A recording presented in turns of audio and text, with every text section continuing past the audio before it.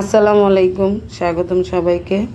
আশা করছি ভালো আছেন। আমরা আলহামদুলিল্লাহ ভালো আছি। এয়ারপোর্ট যাচ্ছি প্রায় 1.5 বছর পর। আমার বড় বোন ইটালি থেকে আসতেছে। তো আমাদের সবারই তো আনন্দ, বলতে গেলে ঈদ, একটা শান্তি। সবাই জানেন আমার আব্বা অসুস্থ ছিল খুব। তো আব্বা যখন অসুস্থ কান্নাকাটি করতো, তো এই জন্য ভাইয়া পুরো ফ্যামিলি টিকিট কেটেছে যে যেহেতু আমাদের এখন ফ্যামিলির মধ্যে মুরব্বি বলতে আমার আব্বাই আছে, এখন আর সেরকম কেউ মুরব্বি নাই। তো এই তো আব্বা অসুস্থ, সেজন্য ভাইয়ারা চলে আসছে যে আব্বাকে দেখবে সেজন্য। তো এই তো এয়ারপোর্টে এসে এত ভিড়, খুব ভিড়। তো তারপরও এখন অপেক্ষা করতেছি। এটা হলো 1 জুন, পুরা 1 জুন, 31শে মে প্লেনে উঠেছে, আর জুন মাসের 1 তারিখে সকাল 9টাতে প্লেন ল্যান্ড করেছে আর কি। তো এই তো আমরা অপেক্ষা করতেছি। আমার কাছে মনে হচ্ছে আমি এখন জেলখানার মধ্যে আছি, এরকম লাগতেছিল। তো অবশেষে আমি ভিতরে ঢুকেছি। আমার মেজো ভাইয়া, তার পরিচয়, এবং আমার আব্বা তো মুক্তিযোদ্ধা। আমি আর আমার আব্বা ঢুকেছি। এখন ভিতরে ঢুকে দেখি কি অবস্থা। ভিতরেও প্রচুর মানুষ। আজকে মনে হয় অনেক মানুষ বাহির থেকে আসছে বা যাচ্ছে, এরকম এত ভিড়, এত ভিড়। দেখতেই পারতেছেন আমার অবস্থা। আর আমিও খুব অস্থিরতা কাজ করতেছে, কারণ আমার বোনকে দেখবো কখন, আমার ভাইগনাদের দেখবো কখন। আমার বোনের ছোট ছেলেটা, সে তো বলতে গেলে আমার ছোট আব্বা এখন। গত বছরও সে আমার জন্য পাগল, এই বছরও মাশাআল্লাহ। আর সে তো সবসময় আমি সবসময় তার জন্য পাগল, বলতে গেলে আমার কলিজার টুকরা। তো অবশেষে 1.5 ঘন্টা অপেক্ষা করার পর আমার বোনরা বের হয়েছে। এখন আমরা বাসায় চলে যাব। আর এখন যাব হলো বড় আপু ননাসের বাসায় মিরপুরে। উনি ওখানে আজকে হয়তো থাকবে, তারপরে আগামীকাল আব্বার বাসায় আসবে। তো এই যে ইউসুফ, সে কিন্তু খুব লজ্জা পাচ্ছে। তাই তো আমরা চলে এসেছি আপুর ননাসের বাসায়। আর আপুর ননাস ডেকে দেখাচ্ছে, দেখো কি অবস্থা। উনি কুষ্টিয়া শ্বশুরবাড়ি, ওখান থেকে কাঁঠাল পাঠিয়েছে। আর এটা হলো আমার মিনাপু, যে ওনাদের বাড়ির সিরাজগঞ্জের আম। তো সেটা দেখাচ্ছে যে ভাইয়ের জন্য, ভাইয়ের বউয়ের জন্য কত আম নিয়ে সাজিয়ে রেখেছে রুমের মধ্যে।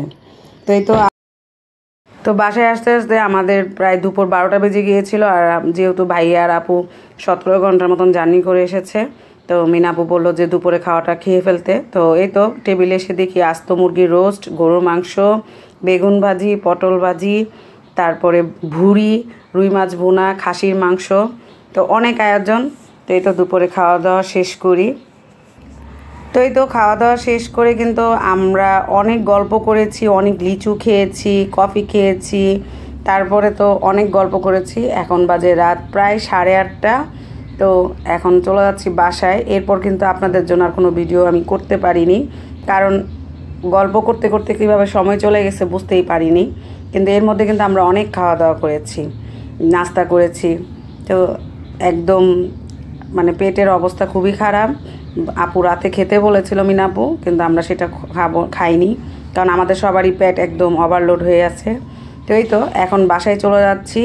আগামীকাল ইনশাল্লাহ আব্বার বাসায় আসবে, তখন হয়তো আপনাদের সাথে ভিডিও শেয়ার করব। তো পরের দিন দুপুরে এই যে আব্বার বাসায় সবাই চলে এসেছিল, মেহমান। আর আমি সকাল থেকে অনেক ব্যস্ত ছিলাম, অনেক দূরের উপরে ছিলাম, তাই ভিডিও করতে পারিনি। তো এখন খাবারের সময় একটু হালকা পাতলা ভিডিও করছি।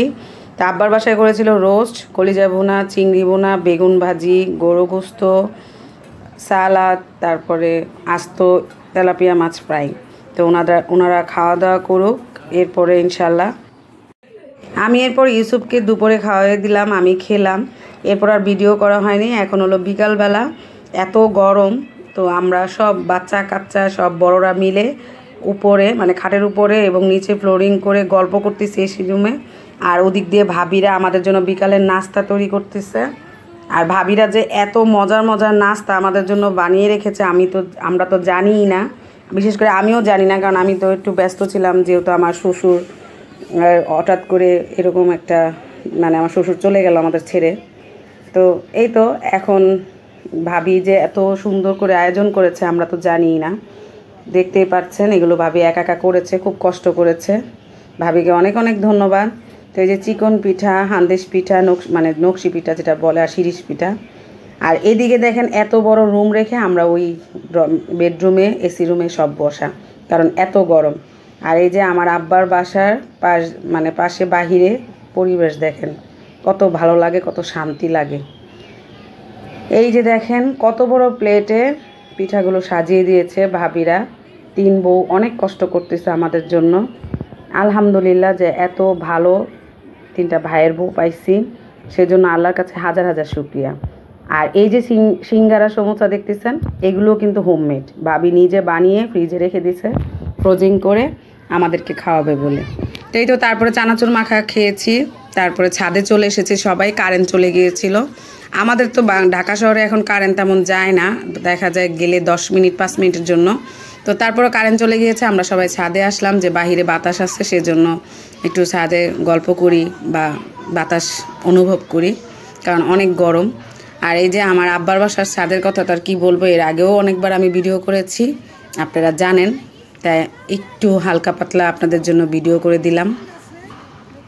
তো এখন হয়তো কারেন্ট আসার পরে আমরা চা খাবো, চা খেয়ে তারপরে আপুরা চলে যাবে, মানে বড় বোনের ননাসরা চলে যাবে, আর আমার বড় বোনরা আজকে থাকবে।